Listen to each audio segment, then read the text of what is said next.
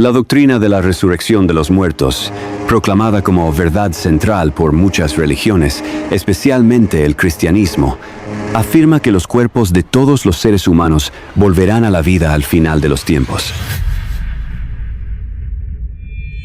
No como símbolos, ni como recuerdos, sino como cuerpos reales, restaurados, glorificados y conscientes. La promesa es clara. Cada persona resucitará con identidad completa, preparada para un juicio eterno. Este dogma, transmitido por siglos, ha sido repetido sin cuestionamientos en templos, misales, catecismos y sermones. Sin embargo, cuando se enfrenta a las leyes de la física que rigen el universo, se desmorona. La segunda ley de la termodinámica, inapelable y universal, revela que esta idea no solo es inviable, sino profundamente absurda desde una perspectiva científica. La segunda ley de la termodinámica establece que todo sistema físico tiende al aumento de la entropía, es decir, al desorden. Nada escapa a esta ley. Cada proceso natural, desde la oxidación de un metal hasta la descomposición de un cuerpo, obedece esta lógica. Cuando un ser humano muere, su organismo entra en un proceso irreversible de degradación. Las células colapsan, las moléculas se desintegran, los átomos se dispersan. Con el paso del tiempo, el cuerpo se convierte en tierra, polvo, nutrientes que alimentan otras formas de vida. El carbono que alguna vez formó parte del tejido humano puede integrarse a un árbol, pasar a un animal, volar en una corriente de aire o formar parte del agua de un río. No hay reversibilidad, no hay excepción. No hay memoria molecular que preserve una identidad congelada en el tiempo. Creer que un cuerpo siglos o milenios después de su descomposición puede reconstituirse tal como era, con cada órgano, cada célula, cada trazo del rostro y, además, con los recuerdos, emociones, conocimientos y personalidad intactos, es una negación directa de cómo funciona el universo. No existe mecanismo natural ni evidencia empírica que respalde tal posibilidad. Ni siquiera en los laboratorios más avanzados de la biotecnología se puede revertir por completo la descomposición orgánica, mucho menos cuando el material original ha sido absorbido, reciclado y transformado por el medio ambiente durante siglos. El cristianismo enseña que esta resurrección será posible gracias a la intervención divina. Afirma que Dios, en su omnipotencia, puede reunir cada partícula, restaurarla, reconstruir el cuerpo y devolverle la conciencia. Sin embargo, este argumento presenta una contradicción esencial. Si se acepta que Dios es el creador del universo y sus leyes naturales, entonces también es autor de la segunda ley de la termodinámica. ¿Por qué quebrantaría una ley que él mismo estableció como fundamento de la materia? ¿Qué sentido tendría crear un universo con reglas precisas, solo para ignorarlas cuando le conviene? No se puede sostener simultáneamente que la física es divina y que los milagros violan la física sin incurrir en incoherencia. Además, la resurrección implica una restauración selectiva de la materia. No se trata solo de reconstruir un cuerpo, sino de elegir qué versión de ese cuerpo resucita. ¿El cuerpo joven o el anciano? ¿Con enfermedades o sin ellas? ¿Con traumas físicos o sin ellos? ¿Qué edad tendría una persona al resucitar? ¿La edad de su muerte o la de su plenitud? Estas preguntas no tienen respuesta en los textos sagrados, porque la doctrina fue concebida sin atención a la coherencia física ni biológica. Fue elaborada como consuelo espiritual, no como teoría científica. Pero cuando se defiende como realidad literal, merece el mismo escrutinio que cualquier otra afirmación extraordinaria. La identidad personal no reside solo en la forma física, está compuesta por memorias, conexiones neuronales, aprendizajes acumulados en la experiencia vital. Esa estructura se degrada al morir. El cerebro pierde actividad. Las sinapsis se detienen, las moléculas que formaban los pensamientos se dispersan. Restaurar un cuerpo no implica necesariamente restaurar la conciencia. Y sin conciencia, no hay juicio posible. La persona que fue ya no existe. Lo que queda es materia en transformación. La fe, Pretende que esta conciencia puede recuperarse mágicamente, ignorando que no hay respaldo en la neurociencia ni en la biología que respalde una continuidad del yo después de la muerte física. La física moderna comprende la materia como un ciclo. Nada se pierde, todo se transforma. Cada partícula de nuestro cuerpo ha sido parte de miles de organismos antes.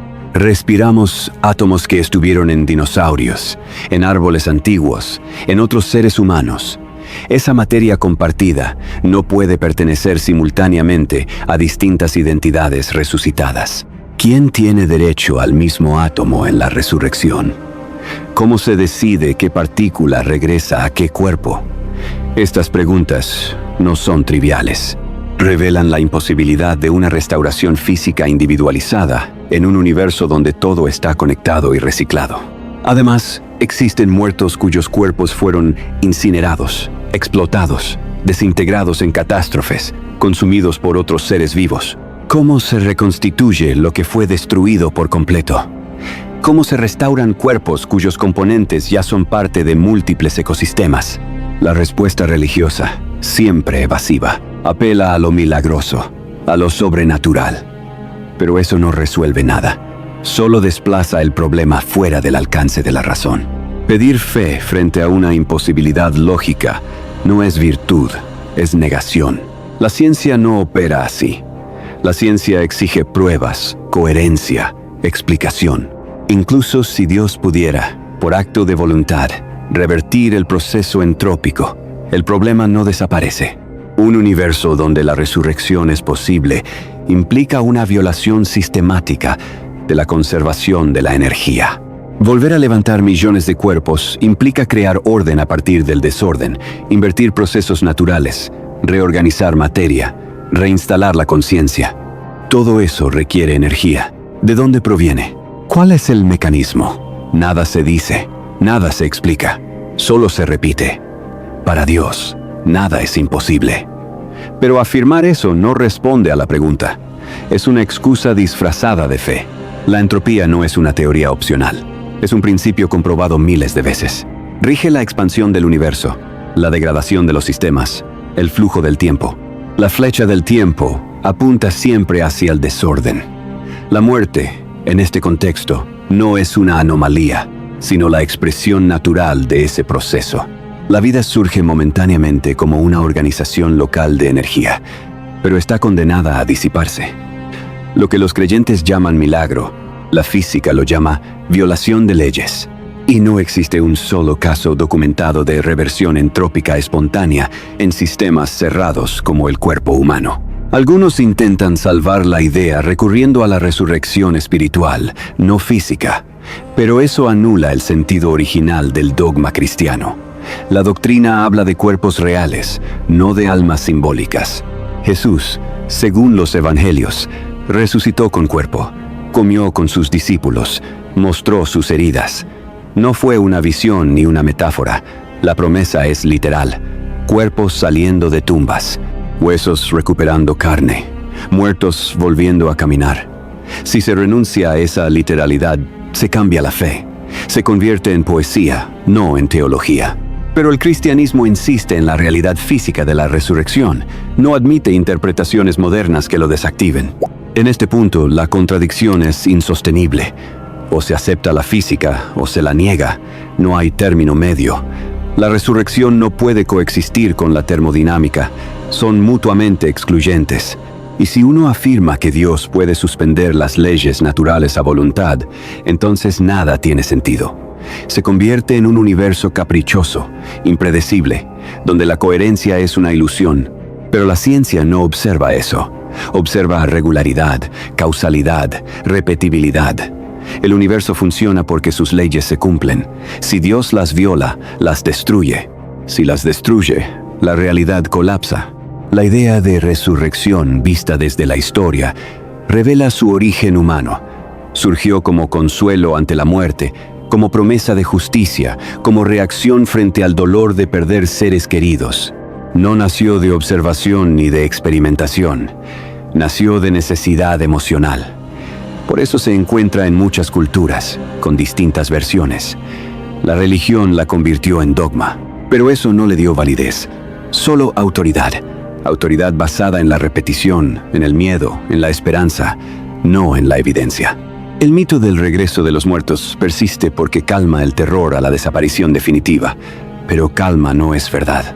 A lo largo de la historia, se han documentado miles de resurrecciones simbólicas, cosechas que vuelven, estaciones que regresan, soles que renacen, pero todo es símbolo, metáfora, representación. Ningún cadáver ha vuelto a la vida con conciencia plena después de su descomposición. Ningún experimento ha logrado revertir la muerte cerebral. La muerte sigue siendo un límite absoluto, no una pausa. Lo contrario no se ha demostrado jamás. Y mientras no se demuestre, creer en la resurrección física es sostener una ilusión incompatible con el conocimiento acumulado de siglos. Incluso desde la ética, la resurrección plantea dilemas. ¿Quién merece regresar? ¿Todos? ¿Solo los justos? ¿Y qué pasa con los condenados? ¿Volverán para sufrir eternamente? ¿Qué justicia hay en devolver a la vida solo para castigar?